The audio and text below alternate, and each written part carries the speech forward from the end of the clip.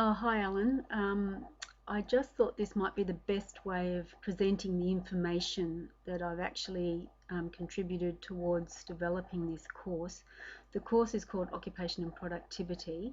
It's actually been developed from a second year subject that students were completing. They did a component of another course. It was only for 5 weeks, and the component was on vocational rehabilitation.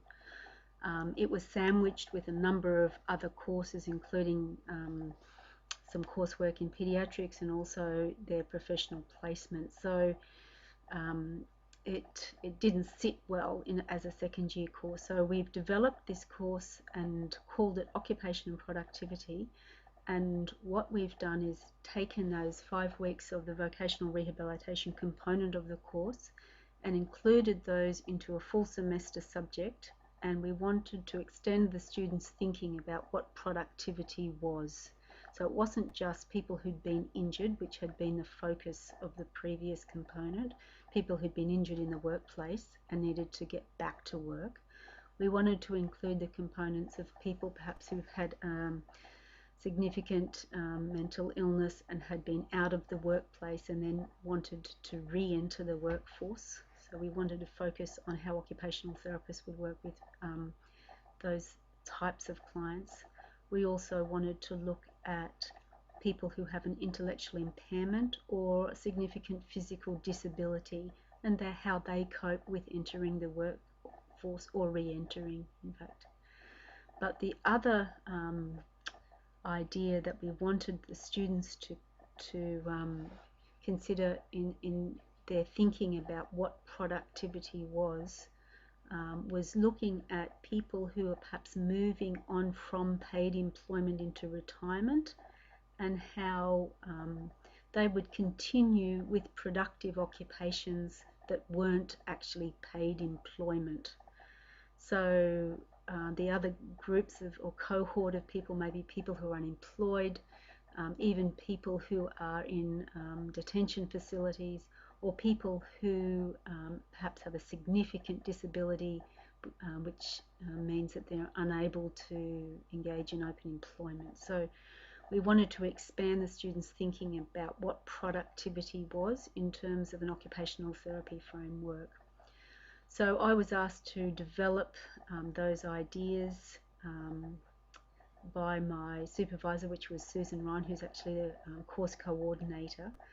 So I went away and worked with some information that we'd already put together, but what we decided was to try and make this course into a more of a blended learning course, so integrate some more online options for students, because it's gone from being a second year course to being a third year second semester course, where we're expecting students to really have consolidated a lot of their learning, and we want them to be able to actually start to initiate their own learning, so that when they go out on their clinical placements and eventually graduate, that they have the skills to be able to research information and learn new skills without that needing to be delivered on a face-to-face format. So in terms of building the content for this course, I started to put a Blackboard site together. Now, what's happened is we've had a new senior lecturer come on board about 4 weeks ago, and her name's Elisa Roberts. So I've handed what I've done over to Elisa, and she's actually enhanced a lot of what I've done. So what I'd like to show you is perhaps what I did, and then also we actually worked together on this in terms of doing the enhancements, and then Elisa's taken over in the last sort of essentially the last 2 weeks. So I wanted to show you how we've developed the course and how Elisa has added to it as well, just so it wasn't confusing, so you knew what actually I have done. So in terms of the way we've set it up, the students come in and they come into an announcements page. Elisa's actually put together an orientation inside the course my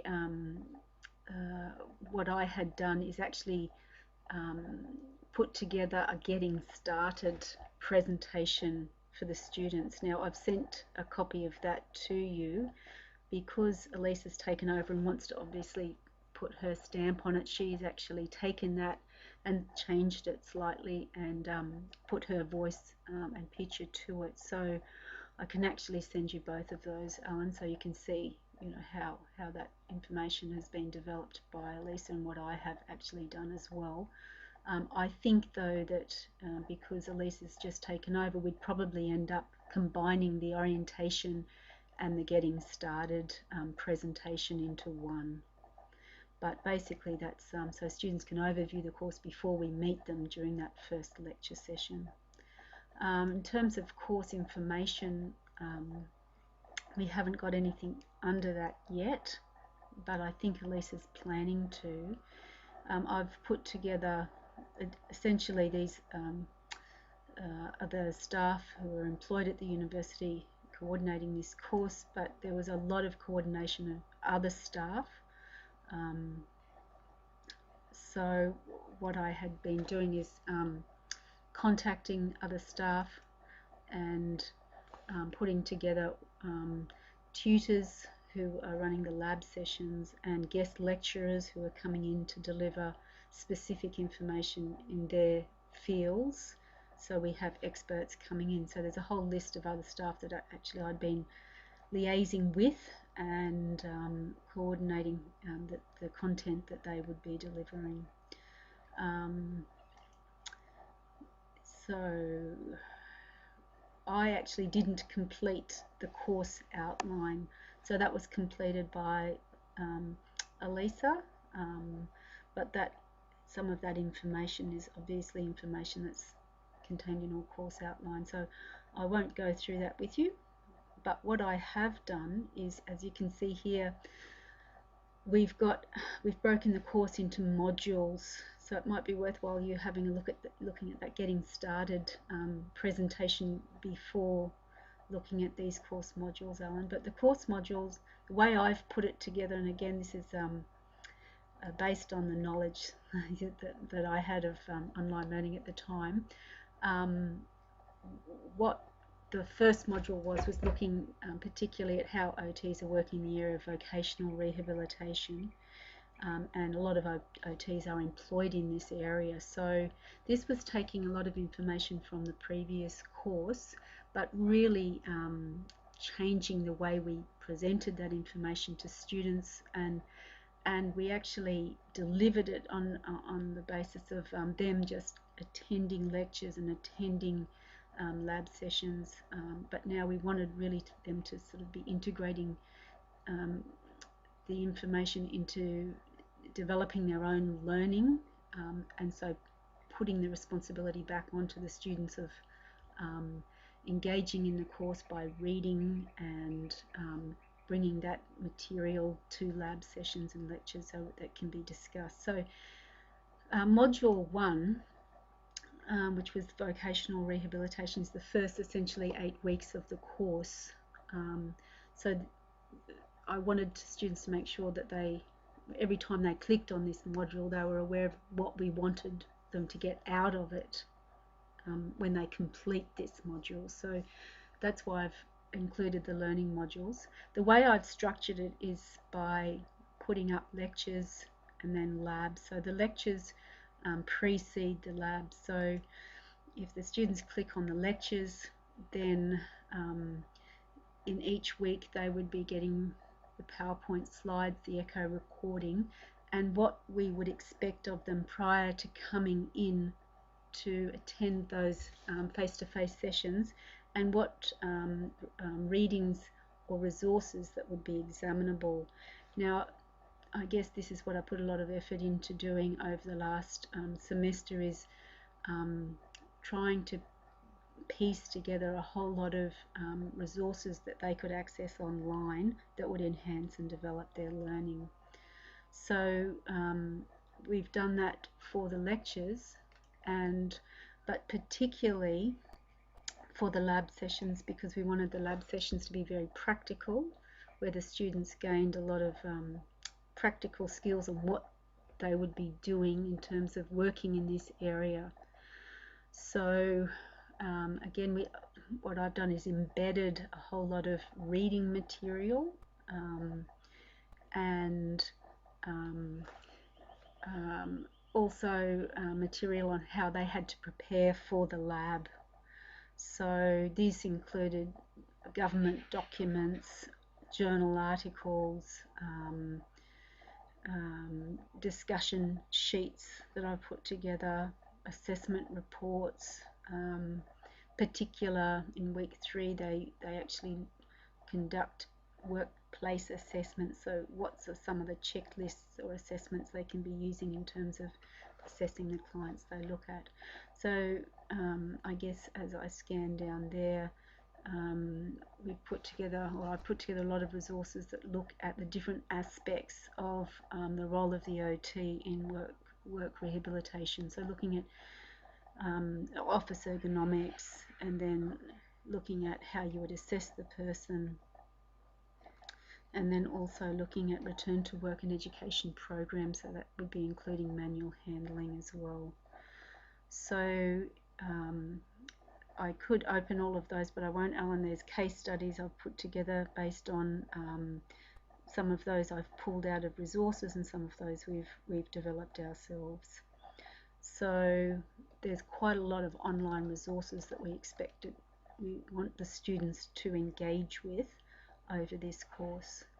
Now, what I wanted to draw your attention to is when I sat down and talked with Elisa, who has come to us from an online learning environment actually in the States. She's actually pulled that information together slightly differently under Module 1 and Module 2. So I've just looked at Module 1 then. So in Module 1, which is the vocational rehabilitation, and I think this is structured better than the way I'd done it, but essentially it's got the same information. So if you click on Module 1, it overviews the course, and there's information that she's put there about what this component of the course is about, how it's structured, that the students need to enroll in lab groups, and objectives for this component, and what their assessment and their exam will look at. If we go back and have a look at Module 1, she's also developed it into, instead of looking at lectures and labs separately, she's combined them into weeks, which I think is a better idea. And we've put up required readings and then recommended readings. Again, most of these I've actually developed, and Alyssa's just organised this information much better than I had. Preparation for the lab, and then of course lecture notes and recordings. So she's gone through and done that for each of the weeks in Module 1. In terms of Module 2 was, this is entirely new area that we hadn't developed. So I had some discussions and put together an overview of what we wanted to do, and built up a marking rubric for doing an individual blog. But we actually had spent some time with Luke from the BOL team, and his advice that we do a group blog, and so I didn't end up developing the group blog, but Elisa has. So she's actually put together a lot of this information. Although in terms of the nuts and bolts of the course, I worked with Susan, and we decided that we would need to spend some time talking to the students about what we wanted them to get out of Module 2 in terms of expanding their understanding of what productivity was, by going into the community and interviewing someone who was engaging in an occupation that wasn't paid employment, but it was a productive occupation that they enjoyed and that they found meaningful, and that we wanted them to explore what that was. And then the idea is that in terms of the ageing population and occupational therapy services, that's a definite role for occupational therapists, some who are working in that area now, some perhaps in the future who, as an emerging area of practice, and working with clients so that they are doing the occupations that they enjoy doing in their life, not just working with them in terms of disability model, but in terms of a wellness model. So we're helping them to engage in productive occupations that make them feel happy and well, essentially. So in terms of the assignment and all the information here, that hasn't been my work that I've developed. What else have we got? That's the module. So this was the module that I'd started to put together on occupational inclusion and productivity, so module 2. And there was, if I click on that, I started to put together,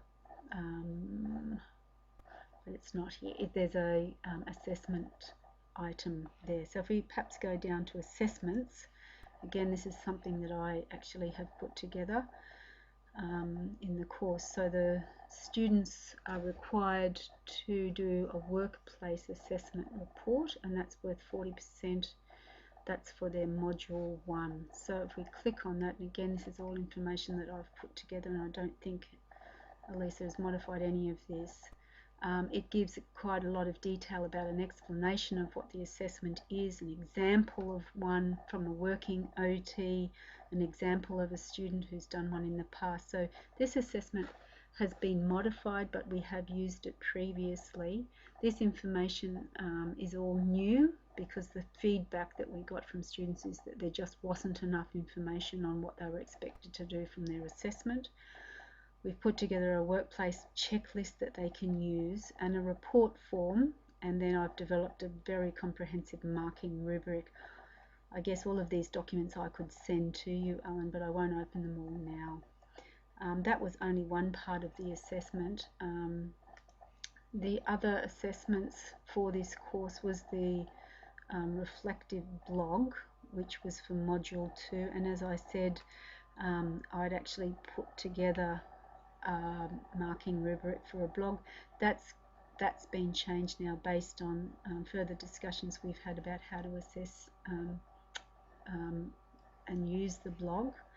So I won't open that, but also this multiple choice and shorter exam, we haven't yet developed that, but that was part of the assessment items. The other section that was a huge section that I developed for this subject was resources, and although there was resources that had been put together previously, we really wanted to make sure the resources directly related to what the students would need to access in terms of their assessment tasks. So this was resources that they could access for module 1 and particularly for their assessment. So we've put together particular resources that would be relevant to what they would need to access for their assessment.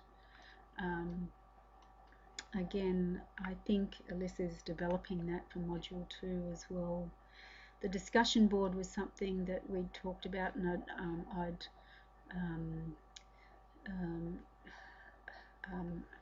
had put together as well that there would be an active discussion board so students could post questions and comments and really engage in this subject.